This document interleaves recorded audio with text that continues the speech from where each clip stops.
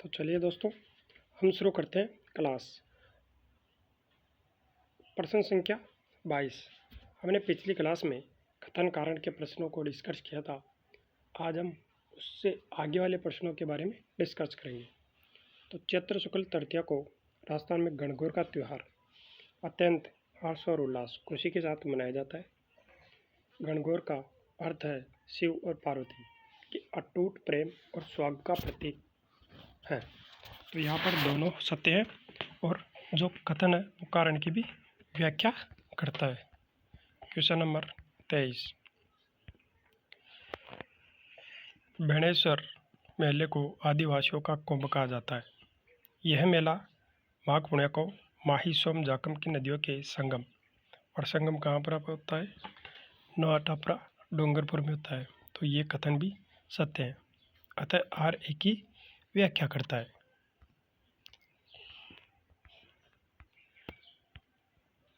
संत माओजी द्वारा स्थापित इस स्थल पर खंडित शिवलिंग की पूजा की जाती है। कैसा शिवलिंग है? खंडित शिवलिंग। यहाँ पर नौटापरा में किसके द्वारा? संत माओजी के द्वारा स्थापित यह जो स्थल है, कौन सा? नौटापरा। यहाँ पर खंडित शिवलिंग की पूजा की जाती है जो इसे अद्वितीय बनाता है। कौन सा?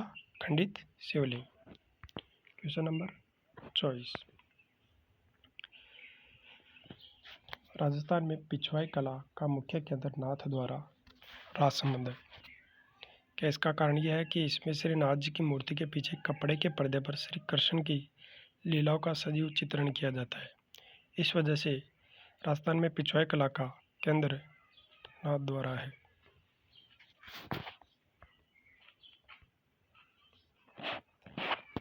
इसका राइट आंसर होगा ए और बी दोनों सत्य हैं और आर ए की व्याख्या करता है।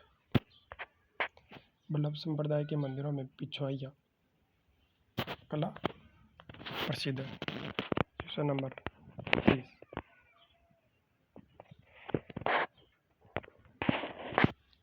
संत जाम्बोजी को गूंगा बहला भी कहा जाता था। इसका कारण है कि उन्होंने बचपन में ही बहुत कम बोलने के कारण मौन धारण कर रखा था। इसी वजह से तो संत जाम्बोजी को गूंगा गहला कहा जाता था। तो आर ए दोनों सत्य हैं और जो कथन है वो कारण की व्याख्या कर रहा है।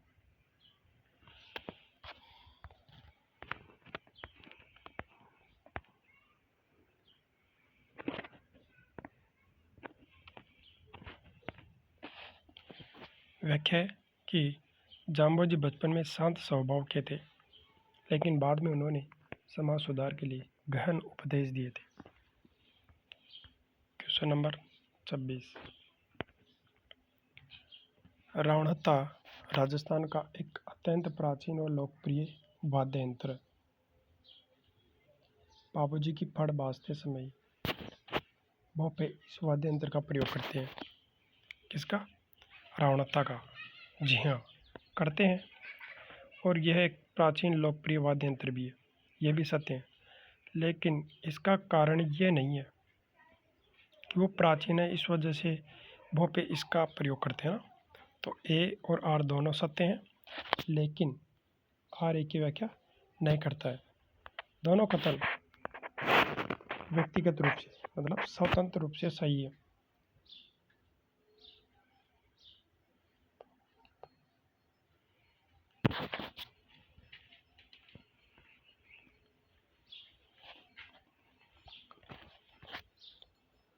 लेकिन बाबूजी फड़ में बाजना इसके प्राचीन होने का कारण नहीं है। ये आधे कटे नारियल की कटोरी पर काल मढ़कर बनाया जाता है। क्या बनाया जाता है? रावणहत्था। Question number 27। रामदेव जी के मेले में 13 ताली नृत्य आकर्षक का मुख्य केंद्र होता है। जी हाँ, जो रामदेव जी का मेला होता है उसमें 13 ताली नृत्य किया जाता है और उसका मुख्य आकर्षण केंद्र भी यही है। और यह नृत्य कौन सा? 13 ताली नृत्य कामड़िया पंथ के महिलाओं द्वारा शरीर पर 13 मजीरे बांधकर किया जाता है। तो जी हाँ दोस्तों, दोनों कथन और कारण सत्य हैं और आर जो है वो ए की भी व्याख्या करता है। तो A option is the right answer. Question number 28।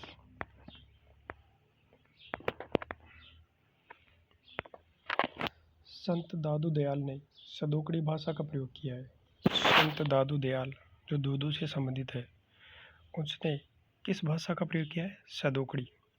संत दादू दयाल के उपदेशों का मुख्य उद्देश्य जाति पाति के भेदभाव को मिटाना और मानवता का संदेश देना था। इस वजह से संदेश प्रयोग किया है। तो इसका कारण ये नहीं कि सदोकड़ी भाषा का प्रयोग किया। क्यों किया? क्योंकि जाति पाति का भेदभाव मिटाना।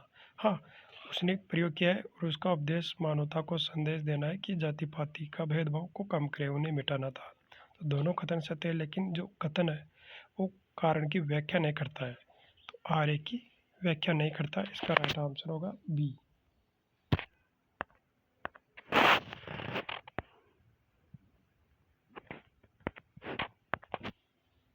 सदोकड़ी भाषा मिश्रित भाषा का प्रयोग किया इसलिए किया जाता है ताकि आम जनता उनके उपदेशों को आसानी से समझ सके,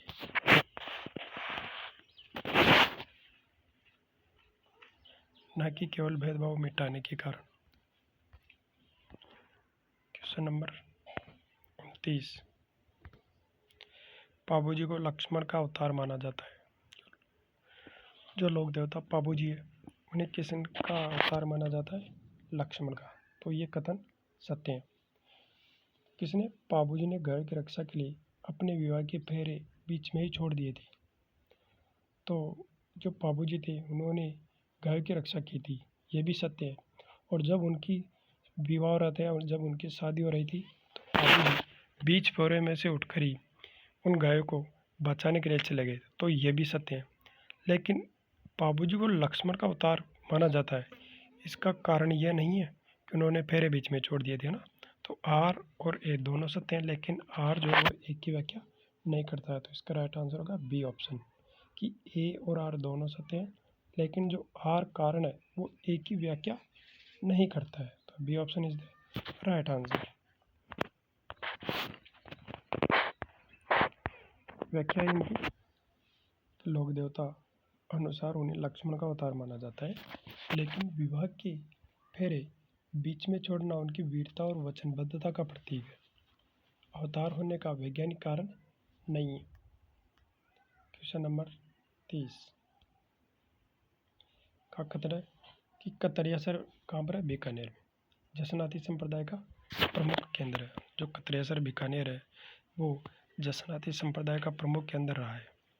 तो जी हाँ दोस्तों, प्रमुख केंद्र रहा है। और जसनाथ जी ने इसी स्थान पर जीवित समाधि ली थी। तो क्या ये सही है? इसके ऑप्शन है कि ए और आर दोनों सही है, आर ए की सही व्याख्या है। तो ए और आर दोनों सत्य हैं और आर ए की सही व्याख्या है। कतरियासर में जसनाती संप्रदाय की प्रधान पीठ है, मुख्य पीठ है, क्योंकि उनके पंथ का उदय और अंत हुआ था।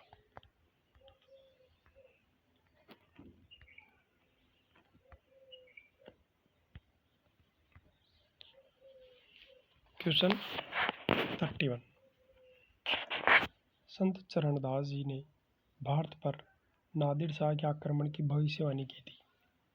जो चरणदास जी संत है उन्होंने कहा था कि भारत पर नादिर शाह का आक्रमण होगा। तो ये कथन तो बिल्कुल सत्य है। और चरणदास जी का जन्म मेवात के क्षेत्र अलवर में हुआ था, ये भी सत्य है। और उनका जो संप्रदाय है वो दिल्ली तक फैला था, ये भी सत्य है। लेकिन इसका कारण ये नहीं है कि उनका जन्म अलवर में हुआ और दिल्ली तक फैला था, इस वजह से उन्होंने भविष्यवाणी कर दी कि नादिर शाह का आक्रमण होगा। तो ये असत्य होगा ना।